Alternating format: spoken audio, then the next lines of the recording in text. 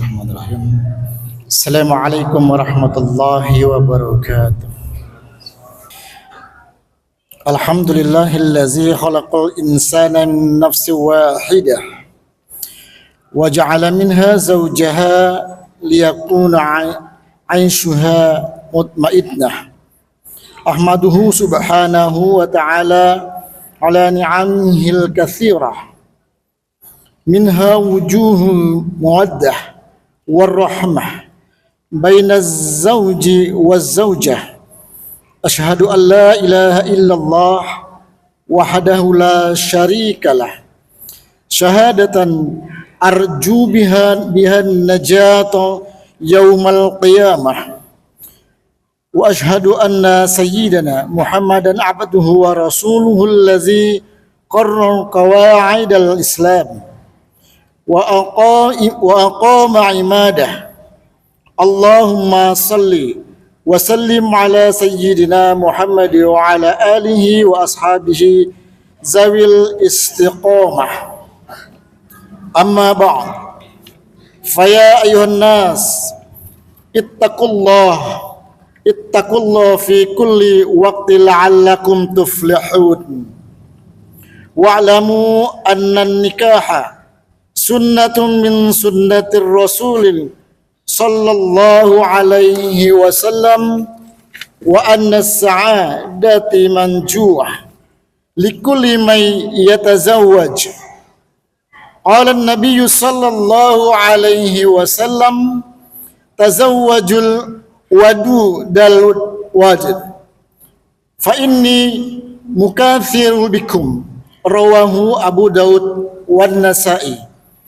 Wa qala Allah Ta'ala fi Qur'anil Azim, a'udzu billahi minasy syaithanir rajim. Wa min ayatihi an khalaqalakum min anfusikum azwajan litaskunu ilaiha wa ja'ala bainakum mawaddah wa rahmah.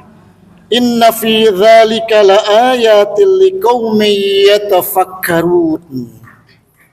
Sidang Jumat yang berbahagia, pertama-tama marilah terus kita meningkatkan takwa kita kepada Allah Subhanahu wa ta'ala, dan janganlah kita mati kecuali dalam keadaan Islam. Saudara-saudara kaum muslimin yang dirahmati Allah, hari ini khatib akan mengajak kita mencoba untuk merenungkan bagaimana membina rumah tangga. Sidang Jumat yang dirahmati Allah, ketahuilah bahwa nikah atau perkawinan itu adalah salah satu sunnah Rasulullah sallallahu alaihi wasallam. Beliau selalu menganjurkan kepada umatnya agar segera menikah apabila telah sampai pada masanya dan ada kemampuan untuk itu. Anjuran Rasulullah sallallahu alaihi wasallam itu bukan tidak ada artinya, melainkan mengandung faedah yang besar bagi kehidupan manusia. Sebab sebagaimana kita ketahui bahwa tujuan perkawinan itu antara lain adalah mencari ketenangan hidup bersama antara suami dan istri dalam berumah tangga. Namun dapatkah ketenangan itu bisa dirasakan kalau rumah tangga yang dibangun tidak berjalan dengan baik dan bahagia? Sidang Jumat rahimakumullah, rumah tangga akan tercipta karena adanya perkawinan yang dilakukan oleh dua orang yang berlainan jenis, yakni laki-laki dan perempuan, di mana keduanya ingin hidup bersama dalam satu atap dan satu cita-cita, dengan memegang peranan dan tanggung jawab menurut posisi dan fitrahnya masing-masing. Diharapkan dengan seperti itu, sebuah rumah tangga bisa menjadi bahagia, tergantung dari pelakunya, yaitu suami maupun istri. Kalau keduanya bisa memegang peranan dan tanggung jawab masing-masing, sesuai dengan posisi dan fitrahnya, niscaya rumah tangga itu akan bahagia. Sebaliknya, jika suami atau istri dalam rumah tangga sama-sama atau salah satunya tidak bertanggung jawab dan mengingkari peranannya, pastilah rumah tangga itu akan berantakan. Kehancuran sebuah rumah tangga tentu akan menyebabkan ketidaktenangan suami istri. Ini berarti pernikahan yang dilakukan dengan memperoleh ketenangan hidup tidak akan berhasil. Untuk menuju ke arah itu, suami istri harus memiliki mawaddah dan warahmah. Di antara keduanya, Allah telah berfirman dalam Al-Quran surat Ar-Rum ayat 21. A'udzubillahi minasyaitonirrajim. Bismillahirrahmanirrahim. Wa min ayatihi an khalaqakum min anfusikum aw azwajan litaskunu ilaiha wa ja'ala bainahum mawaddah wa rahmah. Inna fi dzalika laayatil liqaumin yatafakkarun. Artinya, dan di antara tanda-tanda kekuasaannya ialah Dia menciptakan untukmu istri-istri dari jenismu sendiri, supaya kamu cenderung dan merasa tentram kepadanya, dan dijadikannya di antara kamu rasa kasih dan sayang. Sesungguhnya pada yang demikian itu benar-benar terdapat tanda-tanda bagi kaum yang berfikir. Jemaah Jumat rahimakumullah, apabila mawaddah dan rahmah ini selalu dimiliki oleh suami istri, maka jalan menuju rumah tangga bahagia pasti akan terwujud. Mawaddah berarti cinta, sedangkan rahmah bermakna kasih sayang. Kalau hanya mawaddah atau cinta saja yang menjadi ikatan dalam perkawinan, maka hubungan antara suami istri akan segera putus setelah keduanya memasuki masa kehidupan bersama atau masa tua, di mana daya tarik sudah tidak terpancar lagi dari keduanya. Oleh sebab itu, mawaddah ini harus pula disertai dengan rahmah atau kasih sayang. Hal seperti inilah yang akan mengikat keduanya dalam mengarungi kehidupan bersama dalam suasana tentram dan damai hingga memasuki umur tua, bahkan sampai akhir hayatnya. Sebab timbulnya kasih sayang itu bukan karena adanya bentuk jasmani yang menarik, melainkan datang secara gaib dan harus terus dibina karena adanya ikatan batin yang erat antara keduanya. Sidang Jumat rahimakumullah. Lalu bagaimana cara menumbuhkan mawaddah dan rahmah bagi suami istri? Sebagai seorang suami yang ingin memperoleh mawaddah dan warahmah dari istrinya, dia harus memahami dan menyadari akan tugasnya sebagai seorang suami. Dia berkewajiban mempergauli istrinya dengan baik. Artinya, dia harus bisa menciptakan suasana yang akrab dan harmonis, yang tumbuh dari hati nurani, tanpa dibuat-buat, sehingga tidak terjadi percekcokan yang tidak diinginkan, apalagi sampai berkepanjangan. Segala perselisihan yang terjadi dapat diselesaikan dengan baik, damai, tanpa dibarengi jengkel, dendam, dan prasangka yang bukan-bukan. Dan segala perbedaan dapat dipahami dan dimaklumi secara bersama-sama. Sidang Jumat yang dirahmati Allah. Di dalam Al-Quran, surat An-Nisa ayat 19, Allah berfirman, A'udzu billahi minasyaitonir rajim. Bismillahirrahmanirrahim. Wa'ashiruhunna bil ma'ruf fa in karihtumuhunna fa'asa an tahrahu syai'an wa yaj'alallahu fihi khairan katsira. Artinya, dan bergaullah dengan mereka istri-istri secara patut. Kemudian bila kamu tidak menyukai mereka, maka bersabarlah, karena mungkin kamu tidak menyukai sesuatu padahal Allah menjadikan padanya kebaikan yang banyak. Mari kita perhatikan hadis Rasulullah sallallahu alaihi wasallam.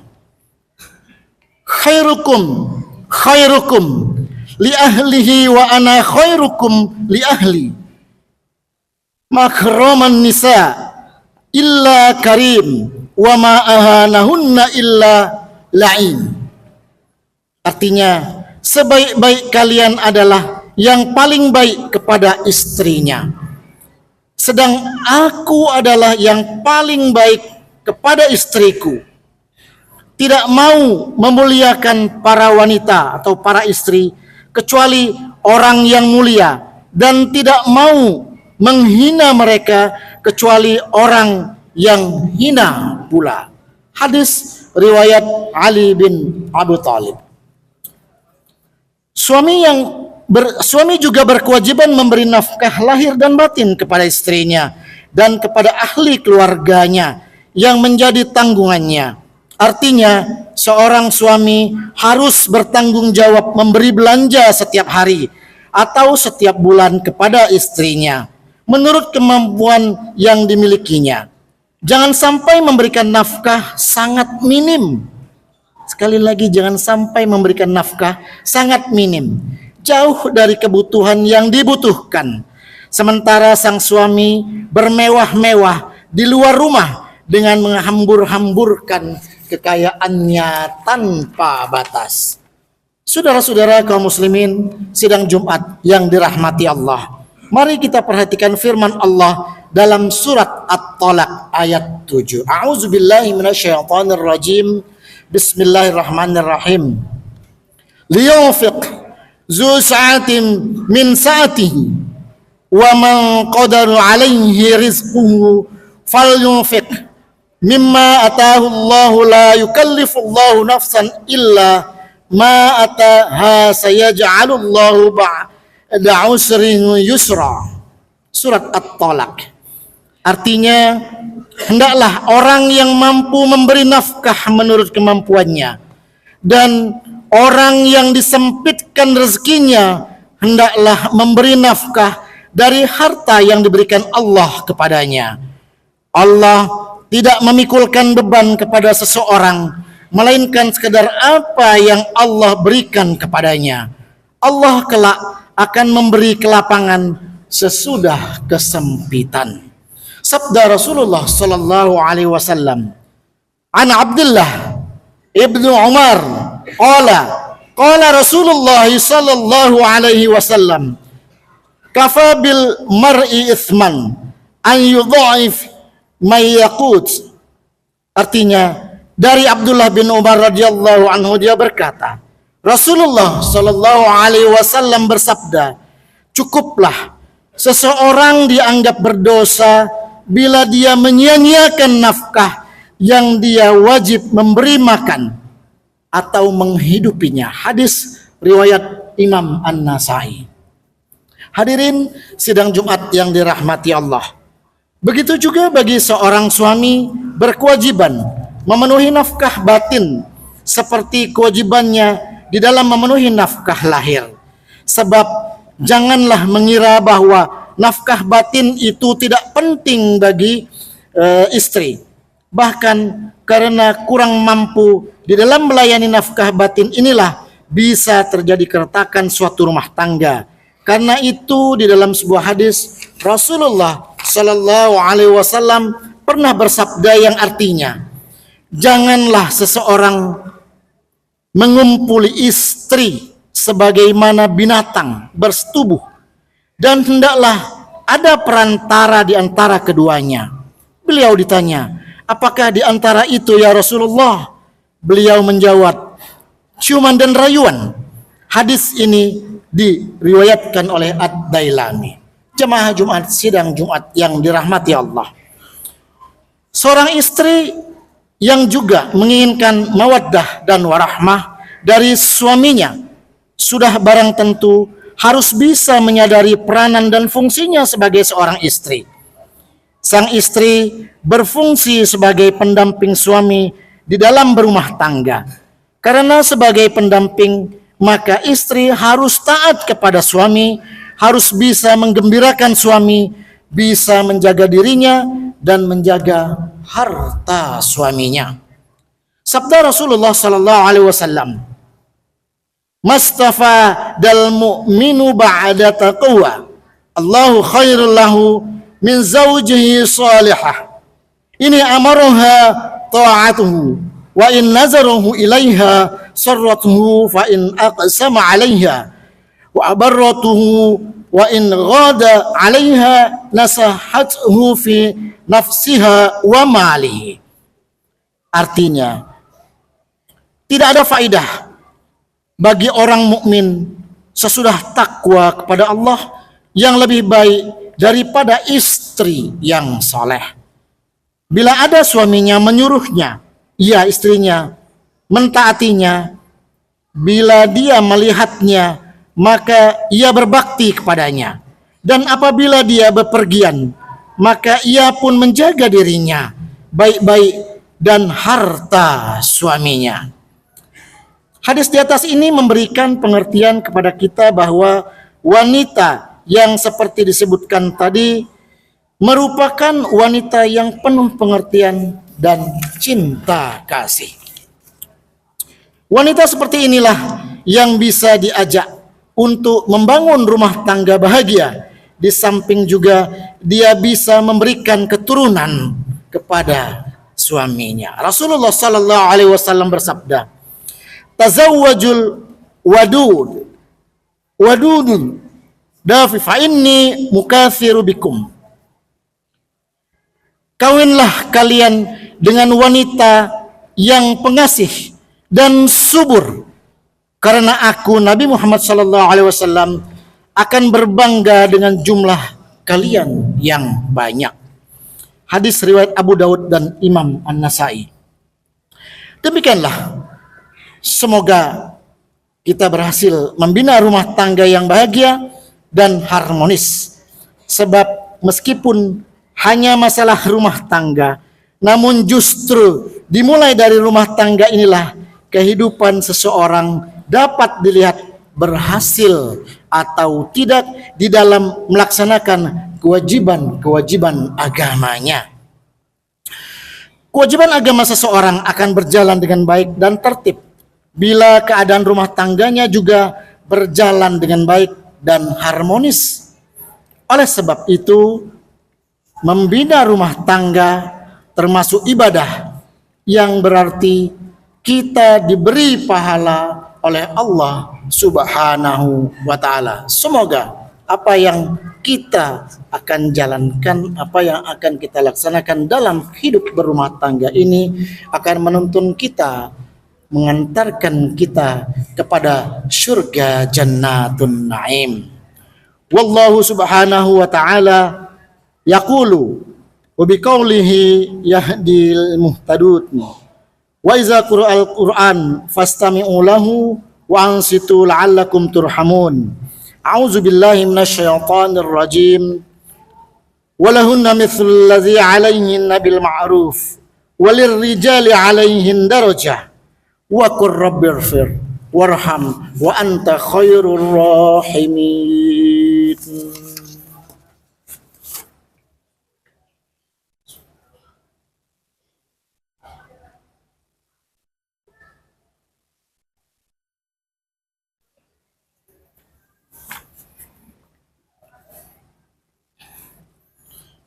Alhamdulillahilladzi hamdan katsiran kama amar وأشهد أن لا إله إلا الله وحده لا شريك له المتعلي عن المشاركة والمشاكلة لسائر البشر.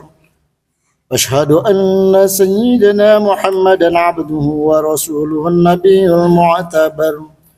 واعلموا أن الله سبحانه وتعالى صلى على نبيه قديما وأمرنا بذلك إرشادا لنا وتعليما، فقال تعالى: ولم يزل قائلا عليما إن الله وملائكته يصلون على النبي يا أيها الذين آمنوا صلوا عليه وسلموا تسليما. اللهم صل وسلم على سيدنا محمد وعلى آله وصحبه كما صليت على سيدنا إبراهيم وعلى آل سيدنا إبراهيم، وبارك على سيدنا محمد وعلى آل سيدنا محمد كما باركت على سيدنا إبراهيم وعلى آل سيدنا إبراهيم في العالمين إنك حميد مجيد. وارض اللهم عن الأربعة الخلفاء السادة وزعي القضي علي والفخر والجليس سعادتنا ومولتنا وآتنا وأبي بكر وصديق وعمر وعثمان وعلي، وارض عن الستامة الفقير من العنصرة الكريم البرر الذي يعود نبيك محمد صلى الله عليه وسلم تحت الشجر الطلحة وزبيد شهيد وسعيد وعبد الرحمن عفو وعبي عبدة العمير جاء الأرض عن بيتك خير الناس حمزة وعمبة والضر عن سيطة وسابية أبي بكر وعثمان وعلي أبي بكر وعثمان وعلي وعن الأمين طهير نبيك محمد أجمعين. اللهم اغفر للمؤمنين والمؤمنات والمسلمين والمسلمات الأحياء منهم والأموات برحمتك يا أرحم الراحمين. عباد الله إن الله يأمر بالعدل والإحسان وإيتاء ذي القربى وينهى عن الفحشاء والمنكر والبغي يعظكم لعلكم تذكرون. فاذكروا الله العظيم يذكركم واسألوا من فضله يؤتكم ولذكر الله أكبر. الله يعلم ما تصنعون.